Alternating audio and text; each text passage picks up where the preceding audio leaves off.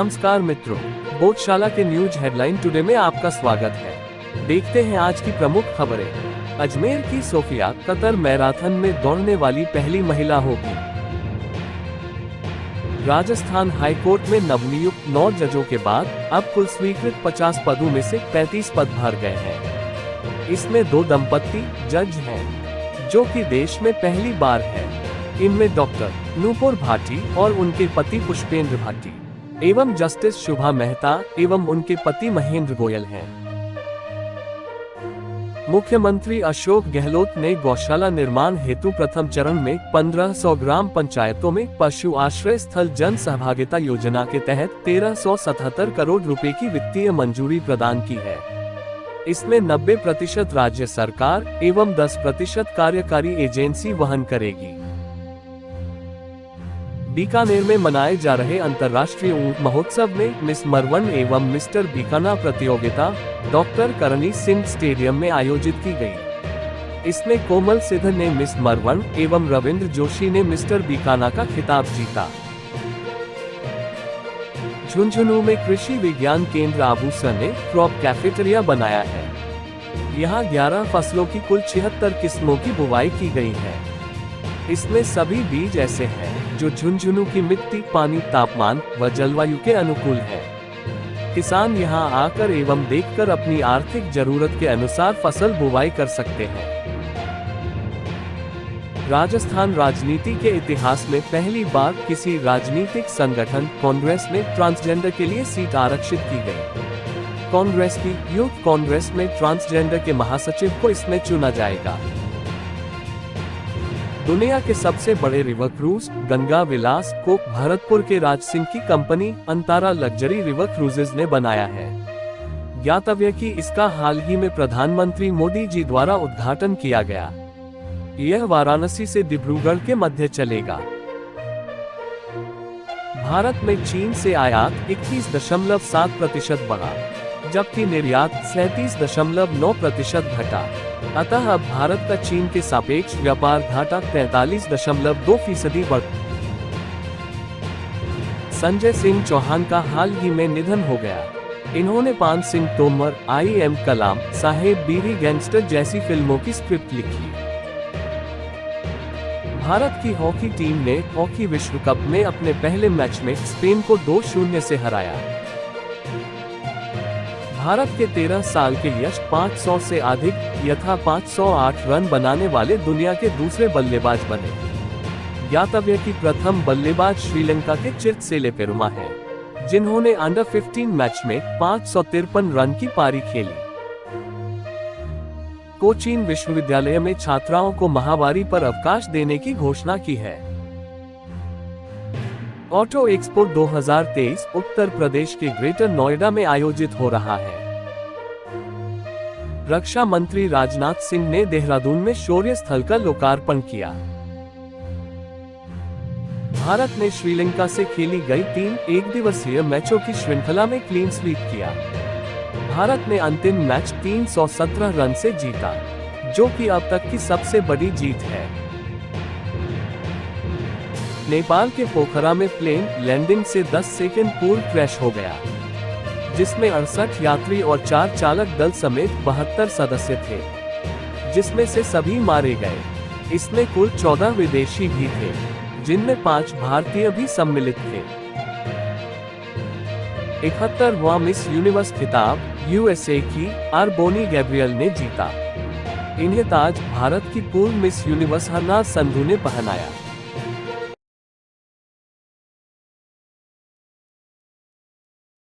Rajasthan tourism पोलो cup 16 से 22 जनवरी 2023 को होगा। पोलो को बढ़ावा देने हेतु पहली बार राजस्थान पोलो क्लब एवं पर्यटन विभाग द्वारा इसका आयोजन किया जा रहा है। अजमेर के ब्यावर में आयोजित mister and miss India open body building championship में जयपुर के अमित खुशावा ने जूनियर मेन फिजिक और जूनियर बॉडी बिल्डिंग कैटेगरी में मेडल जीत। जयपुर के लेखक, गीतकार और फिल्म मेकर अविनाश त्रिपाठी को मुंबई में आयोजित एक कार्यक्रम में विंध्य गौरव अवार्ड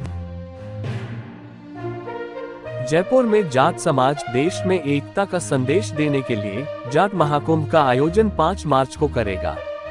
इसके लिए हाल ही में जाट महासभा के अध्यक्ष राजाराम मील तथा अन्य सदस्यों ने इसके पोस्टर का विमोचन किया।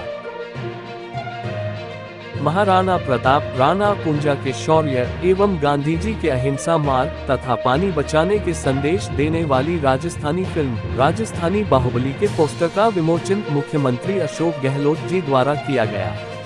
इसके निर्देशक विपिन जयपुर के जयसिंहपुरा की कक्षा 9 की छात्रा कोमल यादव का चयन इंस्पायर अवार्ड के लिए हुआ। उदयपुर की बेटी स्वधि पनवार गणतंत्र दिवस के मौके पर ट्रम्पेट बजाते हुए राजपथ पर मार्च पास्ट करेंगी। रोजगार संबंधी समाचार। महात्मा गांधी स्कूलों में संविदा पर 9,712 शिक्षकों की भर्ती की विज्ञप्ति जारी की गई। इसमें पात्र अभ्यर्थी 31 जनवरी से 1 मार्च तक SSOID से आवेदन कर सकते हैं। RSSMB बोर्ड ने सूचना सहायक के 2,730 पदों हेतु विज्ञप्ति जारी की। इसके लिए पात्र अभ्यर्थी SSOID से 27 जनवरी से 25 फरवरी 2023 तक आवेदन कर सकते हैं। भारत के चुनाव आयोग ने रिमोट वोटिंग मशीन का डेमोन्स्ट्रेशन किया। इसमें 8 राष्ट्रीय दल एवं 57 क्षेत्रीय दलों को बुलाया गया। इसका कांग्रेस समेत 16 विपक्षी दलों ने विरोध किया। ऑक्सफैम की survival of the richest India story report में बताया है कि भारत के सबसे अमीर 1% लोग देश की कुल संपदा का 40% मालिकाना हक रखते हैं, जबकि नीचे के 50% लोग कुल संपदा का मात्र 3% मालिकाना हक रखते हैं। पेटीएम पेमेंट्स बैंक को अब Bharat bill payment operating unit के रूप में कार्य करने की भारतीय रिजर्व बैंक से मंजूरी मिल गई है। ग्लोबल स्टार्टअप इकोसिस्टम रिपोर्ट में देश में स्टार्टअप की राजधानी बेंगलुरु, बेस्ट परफॉर्मर गुजरात, जबकि महत्वाकांक्षी लीडर्स में राजस्थान पहले पायदान पर है।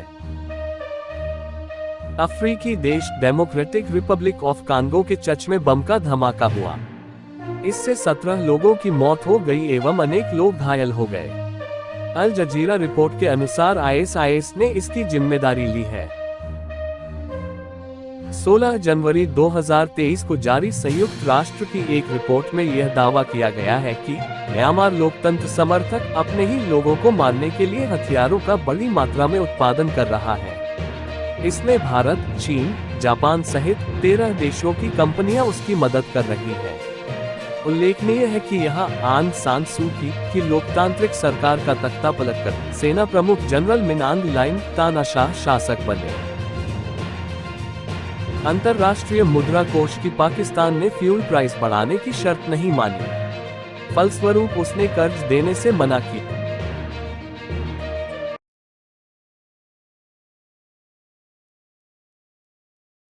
राजस्थान रत्न पुरस्कार 2022 हाल ही में 6 हस्तियों को दिए गए। न्याय क्षेत्र में दलवीर सिंह भंडारी एवं RM लोढ़ा, उद्योग क्षेत्र में अनिल अग्रवाल एवं एलिन मित्तल, जबकि कला क्षेत्र में केसी मालू एवं शीन काफ निजाम को दिया गया। उल्लेखनीय है कि यह पुरस्कार सर्वप्रथम 2012 में 7 हस्तियों को दिए गए। इसके बाद 2013 में 7 अन्य हस्तियों को दिए गए। उसके बाद इन्हें बंद कर दिया गया। तीसरी बार 2022 में यह 6 हस्तियों को दिए गए। ग्रेटर नोएडा में चल रहे ऑटो एक्सपो 2023 में जयपुर के हिमांशु जांगिर, जो कि आर्टिस्ट के संस्थापक हैं, की पुस्तक द आर्ट ऑफ रिस्टोरेशन का कवर लॉन्च किया गया। इस बुक को 18 अप्रैल विश्व विरासत दिवस पर लॉन्च किया जाएगा। इसमें एम्बेसडर 1959 मार्क सेकंड एवं कैडिलिक 1954 के रिस्टोरेशन की प्रक्रिया उल्लेखित है। प्रधानमंत्री नरेंद्र मोदी जी 28 जनवरी 2023 को भगवान देवनारायण के 1111वें प्रकटोत्सव दिवस पर भीलवाड़ा के आसीन आएंगे। यहाँ वे महाकाल कॉरिडोर की तर्ज पर देवनारायण कॉरिडोर की घोषणा कर सकते हैं। जियो के बाद अब एयरटेल ने भी जयपुर, उदयपुर एवं कोटा में 5G सेवाएं। भीलवाड़ा की काछोला ग्राम पंचायत के सरपंच प्रहलाद नट के खिलाफ अविश्वास प्रस्ताव पारित हुआ। इसमें 14 में से 12 सदस्यों ने अविश्वास प्रस्ताव के पक्ष में मत दिया। अब उनके हटाने की प्रक्रिया शुरू। राजस्थान में 1991 के बाद अर्थात 32 साल बाद रणजी का मैच जोधपुर के बरकतुल्लाह खान स्टेडियम में खेला जा रहा है। यह मैच राजस्थान और छत्तीसगढ़ के मध्य हो रहा है। इस मैच के शुरू होने से पूर्व इसी स्टेडियम में 1985 में एक ही पारी में 10 विकेट लेने वाले बॉलर प्रदीप सुंदरम को सम्मानित किया गया। अमेरिकी कनाडाई क्रिटिक्स चॉइस एसोसिएशन द्वारा दिए जाने वाले क्रिटिक्स चॉइस अवार्ड में राजामौली निर्देशित आरआरआर ने सर्वश्रेष्ठ विदेशी भाषा की फिल्म और नाटू नाटू के लिए सर्वश्रेष्ठ गीत का पुरस्कार जीता। वेल प्लेड पुस्तक के लेखक डॉक्टर राजीव बगरहट्टा हैं। ये एसएमएस मेडिकल कॉलेज के प्रिंसिपल एवं कंट्रोलर हैं। इस पुस्तक का विमोचन जेएलएफ में ओलंपिक एथलीट अभिनव बिंद्रा एवं वेदांता चेयरमैन नरेश त्रेहान करेंगे। भारतीय जनता पार्टी के राष्ट्रीय अध्यक्ष जेपी नड्डा का कार्यकाल 1 वर्ष बढ़ाया गया। कर्नाटक के हुबली में आयोजित 26वें राष्ट्रीय युवा महोत्सव में झुंझुनू के जालिमपुरा निवासी विजय हिंद को राष्ट्रीय युवा पुरस्कार से सम्मानित किया गया। एटलस ऑफ द हॉट के लेखक ब्रेने ब्राउन हैं। यह पुस्तक 2022 की बेस्ट सेलर पुस्तक रही। हाल ही में विश्व आर्थिक मंच द्वारा ग्लोबल रिस्क रिपोर्ट जारी की गई। इसमें प्रथम 3 जोखिमों में पर्यावरण जोखिम सम्मिलित है। विश्व आर्थिक मंच की अन्य रिपोर्ट निम्नलिखित है: ऊर्जा संक्रमण सूचकांक, वैश्विक प्रतिस्पर्धा report, global gender gap report, वैश्विक यात्रा और पर्यटन रिपोर्ट।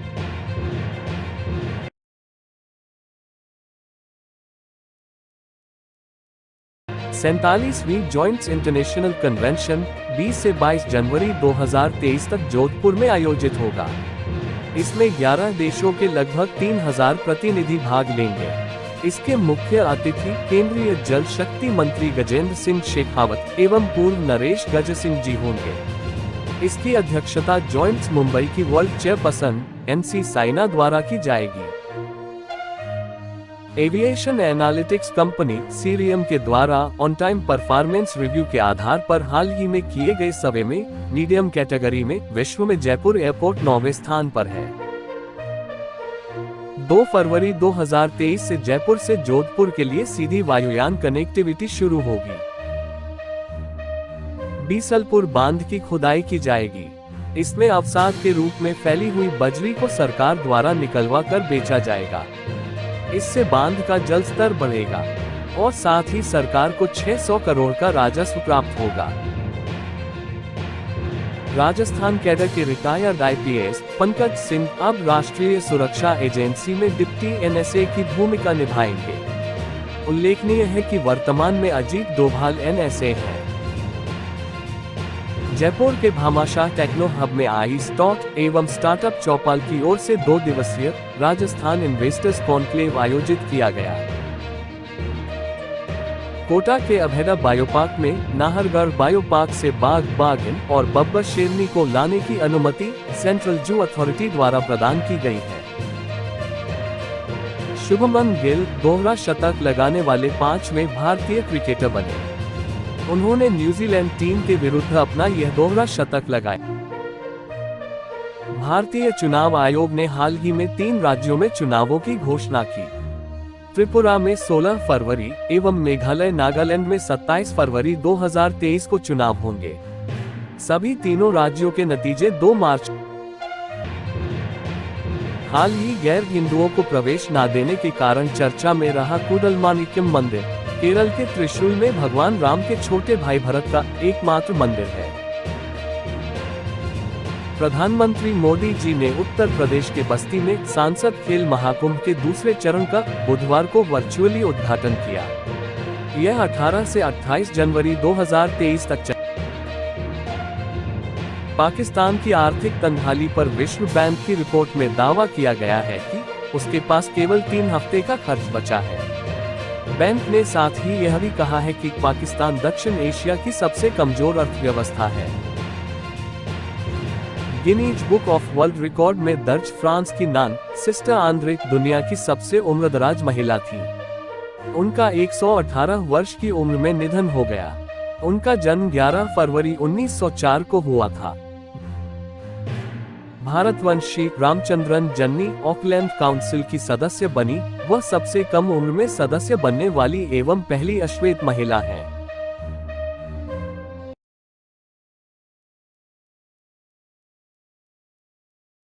अजमेर में ख्वाजा मोइनुद्दीन चिश्ती का 811वां उर्स औपचारिक रूप से बुलंद दरवाजे पर झंडा चढ़ाकर शुरू किया गया। जयपुर लिटरेचर फेस्टिवल के 16वें संस्करण की शुरुआत होटल आमिर क्लाक में हुई है। यह 19 से 23 जनवरी 2023 तक 5 दिन चलेगा। राजस्थान में राज्यपाल कलराज मिश्र ने प्रधानमंत्री नरेंद्र मोदी जी द्वारा लिखित पुस्तक एग्जाम वॉरियर्स के हिंदी एवं अंग्रेजी संस्करण का लोकार्पण किया। भारत में इसका विभिन्न भाषा में अनुवाद भी किया। बांसवाड़ा डूंगरपुर जिले की सीमा पर अनास माही नदी के संगम पर स्थित संगमेश्वर महादेव मंदिर हाल ही चर्चा में रहा। कडाना बांध बनने के बाद यह टापू 6 से 7 माह पानी में डूब जाता है। सहकार व्यक्तिगत दुर्घटना बीमा में सीकर जिला प्रदेश में प्रथम स्थान पर रहा। भूपसेरा या भूपेरा गांव हाल ही चर्चा में रहा। यह 800 वर्ष पुराना है। यह बांसुर अलवर में स्थित है। यहाँ निर्मित सती माता मंदिर प्रमुख आस्था का केंद्र है। मोहनलाल सुखाड़िया विश्वविद्यालय में 3 दिवसीय प्रथम international conference on recent advances in chemical sciences 2023 का आयोजन किया गया। कला के क्षेत्र में दिया जाने वाला श्री द्वारका प्रसाद अग्रवाल अवार्ड 2023 गीतकार इरशाद कामिल को दिया जाएगा। इन्हें यह अवार्ड 22 जनवरी 2023 को विश्व प्रसिद्ध साहित्य महाकुंभ जयपुर लिटरेचर फेस्टिवल में दिया जाएगा। फेडरल बैंक लिटरेरी अवार्ड 2022 लेखक के बेनू को उनकी आत्मकथा और अन्वेषण अंतिमते के लिए दिया गया। भारतीय कुश्ती संघ के अध्यक्ष ब्रिजभूषण शरण सिंह पर भारतीय महिला रेसलरों ने यौन उत्पीड़न का आरोप लगाया है। इसके लिए उन्होंने उनकी गिरफ्तारी के लिए प्रोटेस्ट शुरू कर दिया है। दिल्ली महिला आयोग की प्रमुख स्वाति मालीवाल एक कार द्वारा घसीटे जाने पर चर्चा में रही। उन्होंने कहा, जब दिल्ली में महिला आयोग की प्रमुख ही सुरक्षित नहीं तो महिलाएं कैसे सुरक्षित होंगी। त्रिपुरा में सीनियर सिटीजन जो 80 वर्ष से अधिक के हैं, उन्हें वोट फ्रॉम होम की सुविधा दी जाएगी।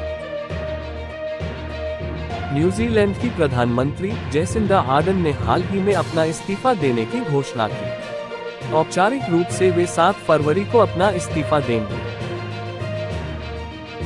पुरातत्वविदों ने नॉर्वे में दुनिया के सबसे पुराने खुदे हुए रूनस्टोन की खोज की। यह प्राचीन स्कैंडिनेवियाई लोगों द्वारा जर्मनिक वर्णमाला रून के साथ उकेरे गए बड़े पत्थर होते हैं। लगभग 2000 वर्ष पुराने शिलालेखों के साथ यह स्कैंडिनेवियाई में लिखित रूप में दर्ज शब्दों का सबसे पहला उदाहरण है। इस खोज से प्रारंभिक लौह युग में रून्स के बारे में जानकारी मिलेगी। दक्षिण अफ्रीका के सलामी बल्लेबाज रहे हाशिम अमला ने क्रिकेट के सभी प्रारूपों से संन्यास की घोषणा की। अमेरिका के मैरीलैंड राज्य की अमेरिकन लेफ्टिनेंट गवर्नर भारत में पैदा हुई अरुणा मिले बनी। उन्होंने भगवद गीता पर हाथ रखकर शपथ। पाकिस्तान की संसद ने अपने सभी विश्वविद्यालयों में कुरान पढ़ने की बाध्यता वाला विधेयक पास किया।